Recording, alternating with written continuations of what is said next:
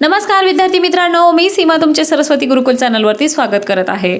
आज आपण इयत्ता 8वी विषय इतिहास यातील 5वा पाठ सामाजिक व धार्मिक प्रबोधन या पाठाचा आज आपण स्वाध्याय बघणार आहोत। हा स्वाध्याय सुरू करण्यापूर्वी, हा व्हिडिओ सुरू करण्यापूर्वी तुम्ही अजूनही चॅनलला सबस्क्राइब केलेलं नसेल तर सबस्क्राइब नक्की करा, जेणेकरून येणाऱ्या सर्व व्हिडिओचे अपडेट्स तुम्हाला मिळत जातील। तर चला तर मग पाहूया। यातील प्रश्न पहिला, दिलेल्या पर्यायांपैकी योग्य पर्याय निवडून विधाने पुन्हा लिहा।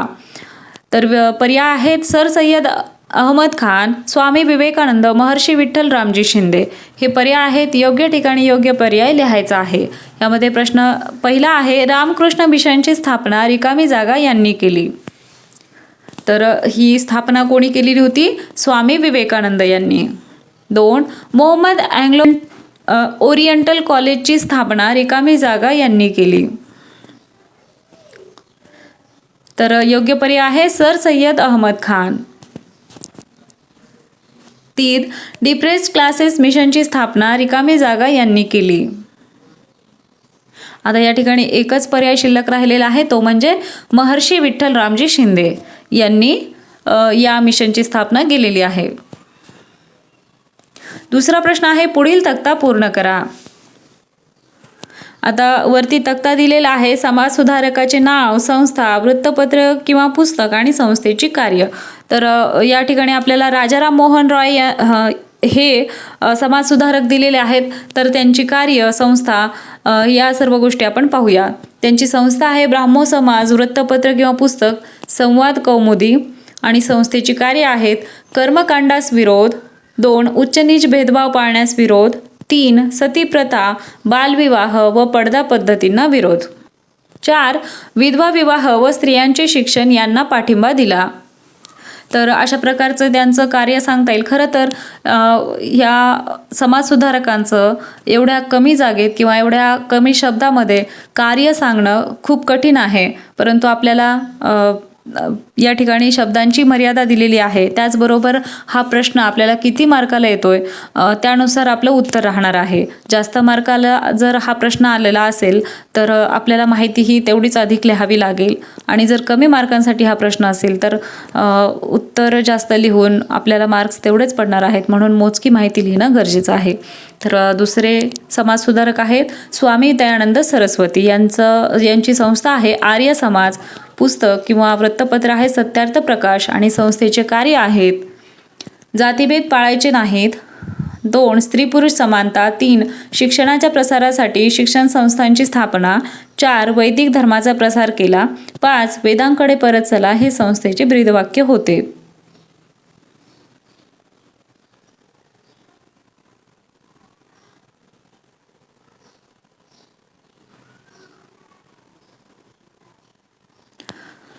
आता पुढचे समाजसुधारक पाहूया। महात्मा ज्योतिबा फुले।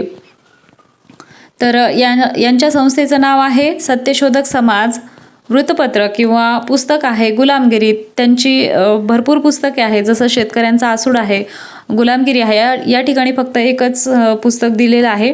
या संस्थेची कार्य 1, समतेच्या आधारावर समाजाची उभारणी करण्याचा प्रयत्न, 2, स्पृश्य अस्पृश्यतेला विरोध, 3, बहुजन समाजाच्या शिक्षणाचा व स्त्री शिक्षणाचा पुरस्कार, 4, बालहत्या प्रतिबंधक गृहाची स्थापना, आणि 5, स्त्री पुरुष अथवा माणसा माणसांमध्ये भेद निर्माण करणाऱ्या चालीरीतींवर टीका केली।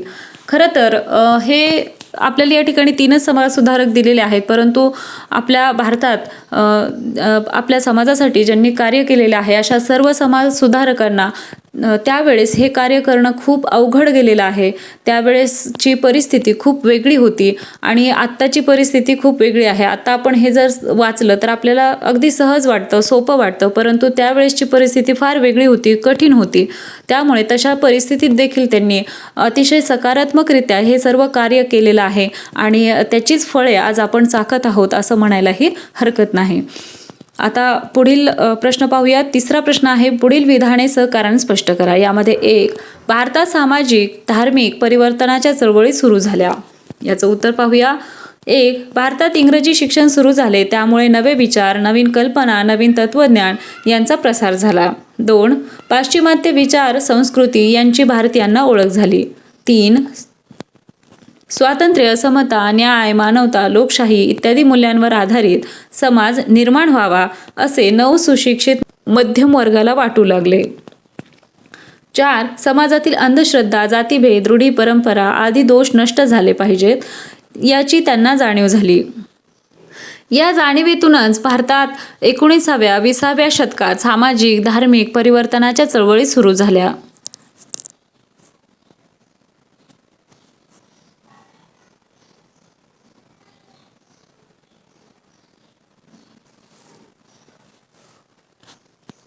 दुसरा प्रश्न आहे, महात्मा फुले यांनी नाभिकांचा संप घडवून आणला.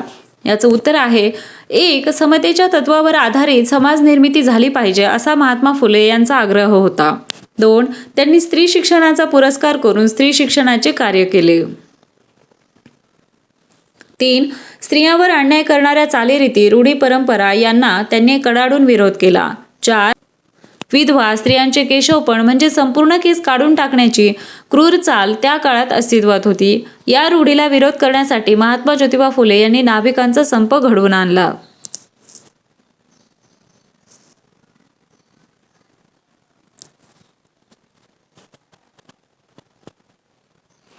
चौथा प्रश्न आहे, टिपा लिहा. यामध्ये 1. रामकृष्ण मिशन. 1. हिंदू धर्माची शिकवण देणे आणि समाज प्रबोधन करणे या उद्देशाने रामकृष्ण मिशनची स्थापना केली.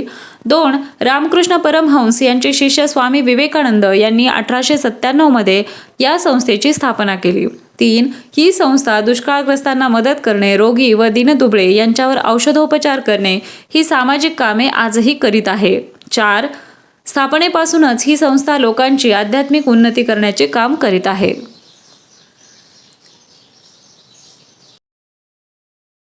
2. सावित्रीबाई फुले यांच्या स्त्रीविषयक सुधारणा. याचं उत्तर पाहूया. सावित्रीबाई फुले यांनी महात्मा फुले बरोबरीने स्त्रीविषयक सुधारणेचे कार्य केले. 1. महात्मा फुले यांनी सुरू केलेल्या मुलींच्या पहिल्या शाळेत सावित्रीबाईंनी शिक्षणाचे कार्य केले. 2. समाजातील कर्मठ लोकांच्या टीकेला, निंदा नालस्तीला तोंड देऊन ज्ञानदानाचे कार्य केले. 3. महात्मा फुले यांनी घरातच स्थापन केलेल्या बालहत्या प्रतिबंधक गृहाच्या कार्यास सावित्रीबाईंनी साथ दिली. 4. स्त्रियांचे प्रबोधन करून त्यांना वाईट रूढीविरुद्ध संघर्ष करण्यास प्रवृत्त केले.